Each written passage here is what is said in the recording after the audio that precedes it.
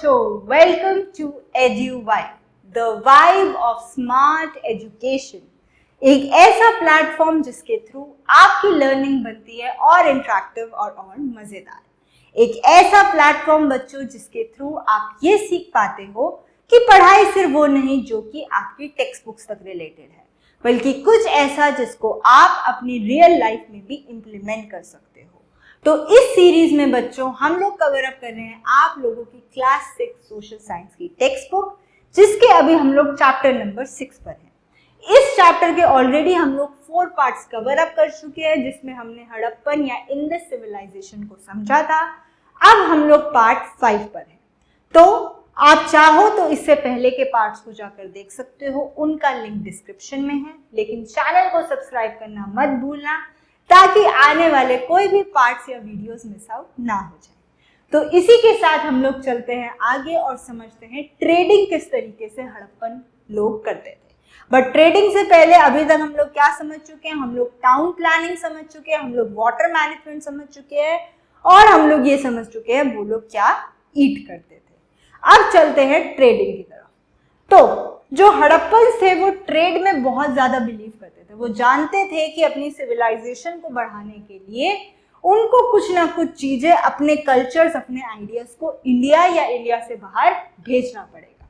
ठीक है, इसीलिए वो इन चीजों को ट्रेड भी करते थे। वो एक्सपोर्ट करते थे ऑर्नामेंट्स, ठीक है, उसके बाद टिम्बर यानी कि रॉ मटेरियल्स और कुछ ऑब्जेक्ट्स डेली यूज के बाहर, ठीक है, और साथ ही साथ कुछ गोल्ड, कुछ कॉटन और कुछ फूड आइटम्स। तो ये सब चीजें वो लोग ट्रेड करते थे, क्योंकि उन्हें पता था कि सिविलाइजेशन को बढ़ाने का सिर्फ यही तरीका है।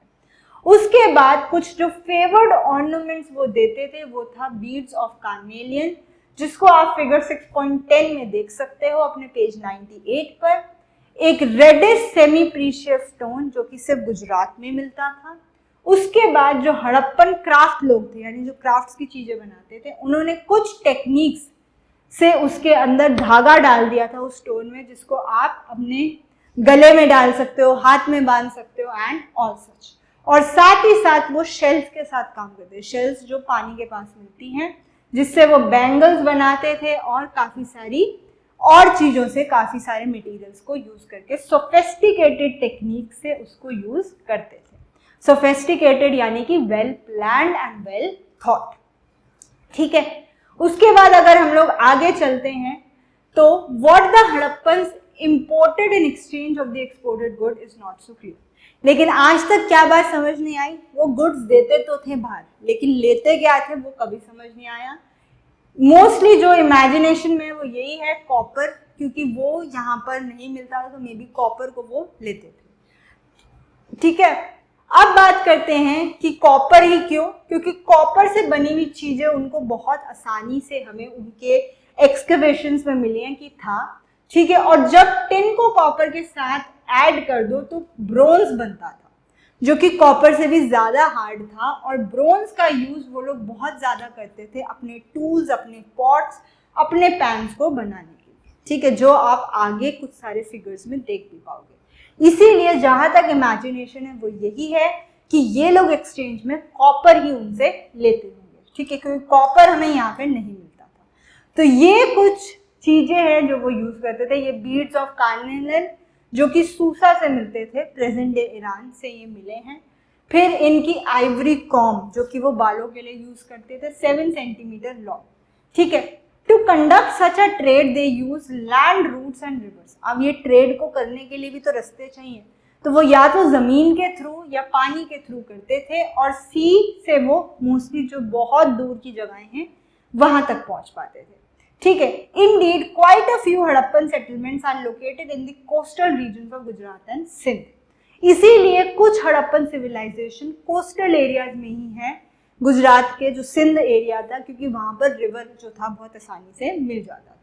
तो लोथल जो है बच्चों, वो एक छोटा सा एरिया था गुजरात का, जहां पर जो है एक सरप्राइजिंगली ह्यूज बेसिन था, यानी पानी का किनारा था, कम से कम 217 मीटर्स इन लेंथ और 36 मीटर्स इन वाइड, जो कि लेंथ एक तरीके से 2 फुटबॉल ग्राउंड्स के बराबर की है। इस बेसिन को हम लोग डॉक यार्ड का यूज करते थे वो लोग। डॉकयार्ड यानी वो जगह जहाँ पे सामान आएगा और सामान जाएगा जहाँ से, ठीक है, जहाँ से आगे ट्रांसपोर्टेशन होगा बोट्स के थ्रू। शिप्स तो होते नहीं थे तो बोट्स था, ठीक है। अब लेकिन एक चीज और है कि इतने बड़े बड़े ट्रेड्स होते थे, तो ट्रेड्स के लिए कौन चाहिए? ट्रेडर्स, जो कि ट्रेड करेंगे, तो उनको भी जरूरी थे। But also this seems to have been the chief purpose of thousands of small seals which have been excavated from many settlements।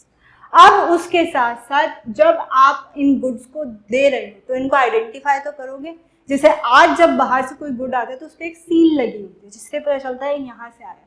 तो उस समय में भी सील का सिस्टम चलता था जिसको ढूंढा गया और पता चला है कई सारी डिफरेंट टाइप की सील्स यूज होती थी अपने गुड्स को पहचानने के लिए, ठीक है। तो यानी कि एक तरीके से वो सब कुछ करना जानते थे और इन सील्स का वो लोग यूज भी करते थे। ये वो डॉकयार्ड था जिसका वो यूज करते थे, जहां पर बेसिकली वो सब चीजों को लाकर रख देते थे, सामान को स्टोर कर देते थे, ठीक है।